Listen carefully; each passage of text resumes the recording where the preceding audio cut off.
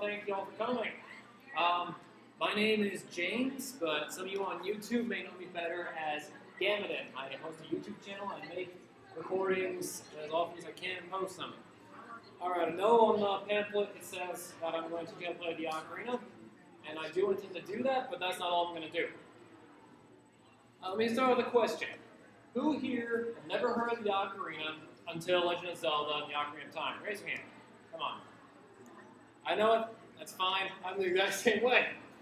The fact of the matter is, the ocarina did not simply start off in the Ocarina of Time. It existed thousands of years ago.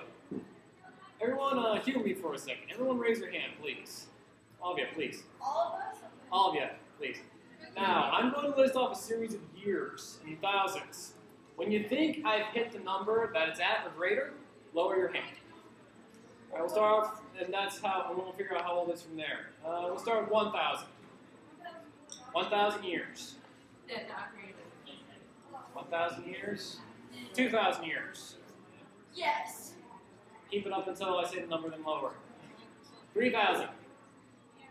4,000. 5,000. 6,000. 7,000. 8,000. 9,000.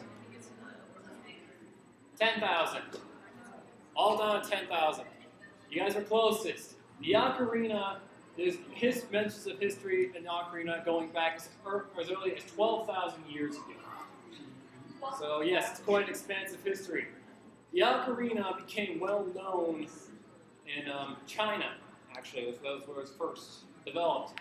And there was a similar instrument to it called a zun. It was an egg-shaped thing, kind of similar to this, only it was more egg-shaped.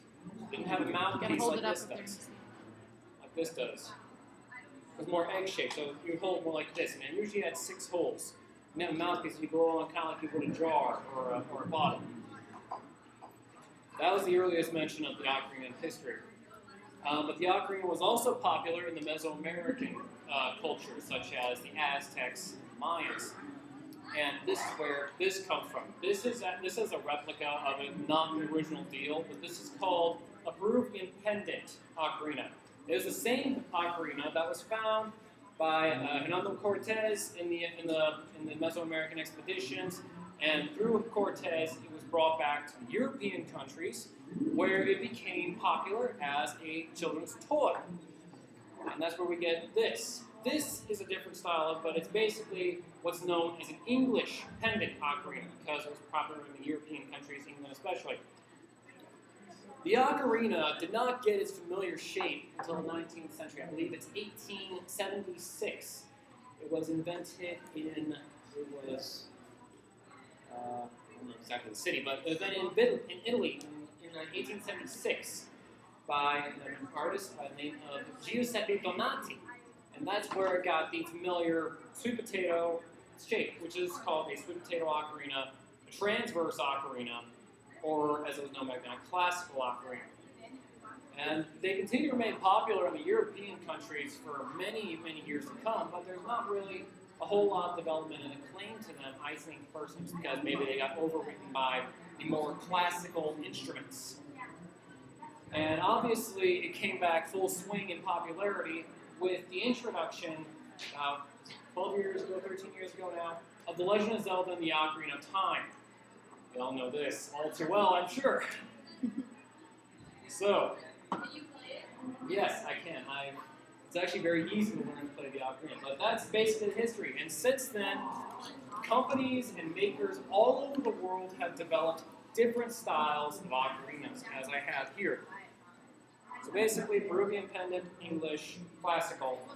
This one is a different style called an inline ocarina, or mountain ocarina. This is where it's from, mountainocarinas.com. It's this one, and they're made out of different materials too. Most of these you see before you are ceramic, but I have a few plastic ones too. This is one of them. This is, like I said, a mountain ocarina. It is polycarbonate. I could throw this thing against the wall and it wouldn't break. Like I said, the rest of them, except for this one, are all ceramic. If I were to throw that and kick it, it would break. I know this. I mean, it doesn't take much, unfortunately, to break this kind. This just simply fell out of its carrying bag and hit the sidewalk hit the concrete very lightly, and this part broke.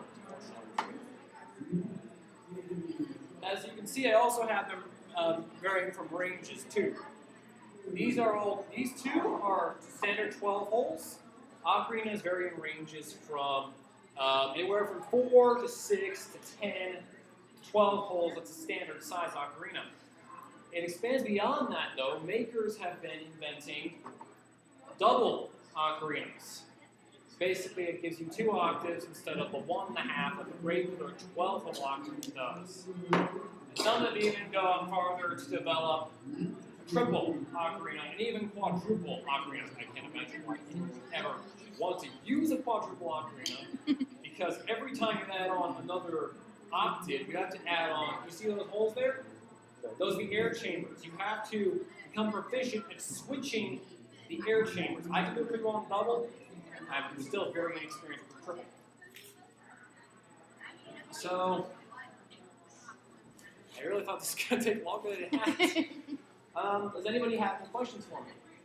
So you said that they're made out of ceramic, and do they ever make ocarina? Oh yes, there is a particularly famous ocarina maker called Hind Ocarinas who make inline style ones like this that are made completely out of wood. And from what I've heard, they sound absolutely beautiful.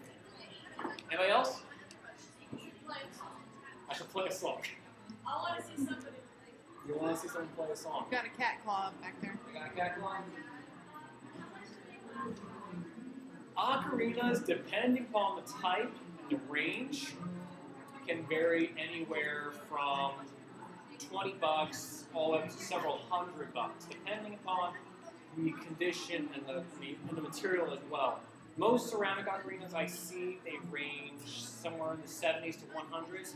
I can list off. This one, I believe, I should give my brother. It was a souvenir gift, but the person who bought it, I believe, bought it in Peru for $1. This is a cheap little souvenir thing. No, it was 12. $12, but still, it's a cheap little souvenir thing. It sounds really crap.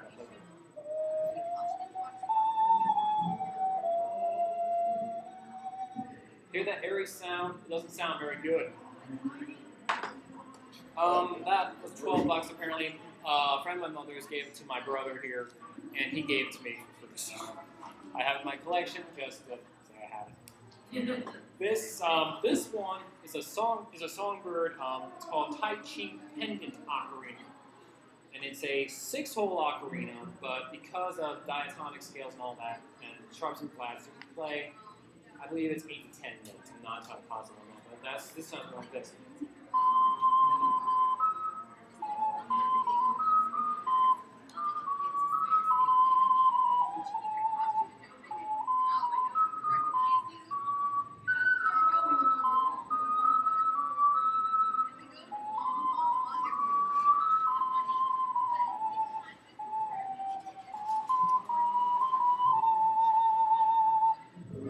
So that's what that sounds like.